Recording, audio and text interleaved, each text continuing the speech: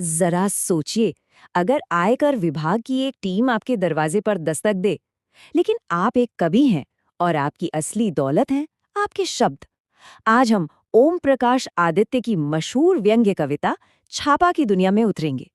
ये एक ऐसी कहानी है जो हंसाती भी है और सोचने पर मजबूर भी करती है। यही मजेदार सवाल इस कविता की जान है। आखिर होता क्या है जब सत्ता की पूरी मशीनरी जो काले धन की तलाश में है, एक ऐसे दरवाजे पर पहुंच जाती है जहां दौलत के नाम पर सिर्फ कविताएं और खाली बर्तन मिलते हैं। और यही इस कविता की कमाल की नींव है। ओम प्रकाश आदित्य अपनी कलम से सरकारी तंत्र और एक कलाकार की दुनिया को आमने सामने खड़ा कर देते हैं, और यहीं से शुरू होता है व्यंग का असली खेल। तो चलिए कहानी के पहले हिस्से में चलते हैं।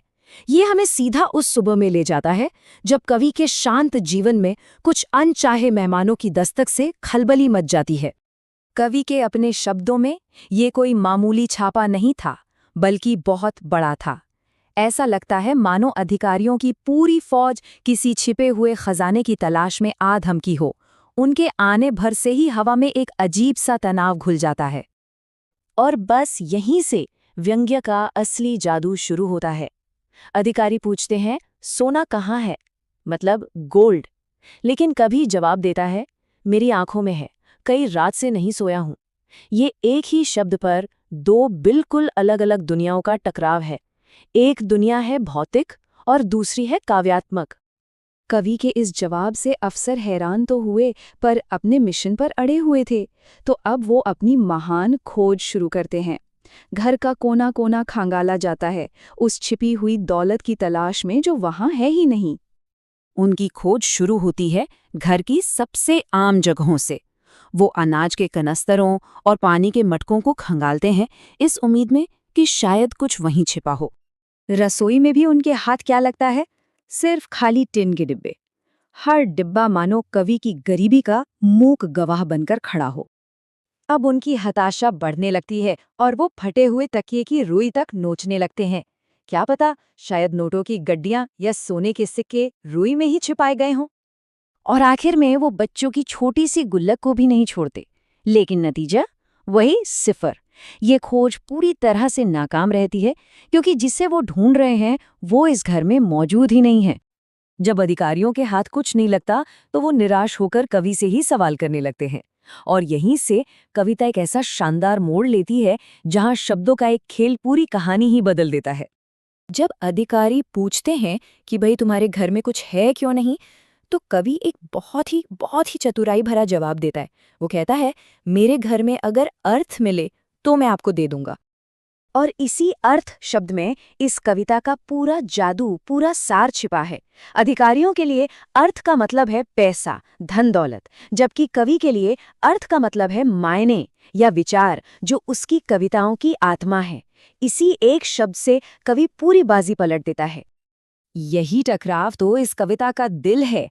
एक तरफ है धन दौलत की दुनिया, नोट, सोना और चांदी, और दूसरी तरफ है विचारों की दुनिया, कविताएं, किताबें और नए अर्थ। दोनों पक्ष एक ही घर में हैं, लेकिन उनकी दौलत की परिभाषाएं बिल्कुल अलग-अलग हैं। तो अब कहानी अपने चरम पर पहुंचती है।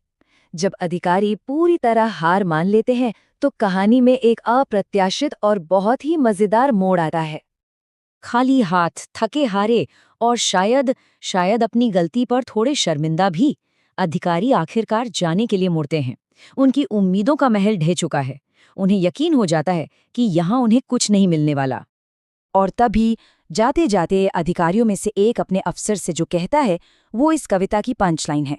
वो कहता है कि जिसके घर में बैठने के लिए एक कुर्सी तक नहीं है, कम से कम सरकार को उनके घर में एक तख्त तो डलवा ही देना चाहिए। ये लाइन सिर्फ एक मजाक नहीं है, ये पूरी व्यवस्था पर एक जबरदस्त और तीखा कटाक्ष है। तो इस पूरी मजेदार छापे की कहानी के बाद सवाल उठता है कि इसका असली अर्थ क्या है। चलिए इस कविता के गहरे संदेश को समझते हैं। ये कविता देखा जाए तो सिर्फ एक मजाकिया कहानी नहीं है। ये सरकारी तंत्र पर एक तीखा व्यंग्य है, जो कला और पैसे की दुनिया के टकराव को दिखाती है। ये सवाल करती है कि असली दौलत क्या है, वो जिसे गिना जा सके या वो जिसे रचा जा सके। ये कविता गरीबी में भी एक कलाकार के स्वाभिमान को दर्शाती है, और ये भी दिखाती है कि कैसे सरकार अक्सर कला के असली मूल्य को नहीं समझ पाती। और आखिर में ये कविता हम सब के लिए एक सवाल छोड़ जाती है। असली संपत्ति क्या है? वो दौलत जिसे गिना जा सकता है या वो दौलत जिसे रचा जाता है? इसका जवाब शायद हर किसी के लिए अलग हो। Like, share, and subscribe now and learn smart.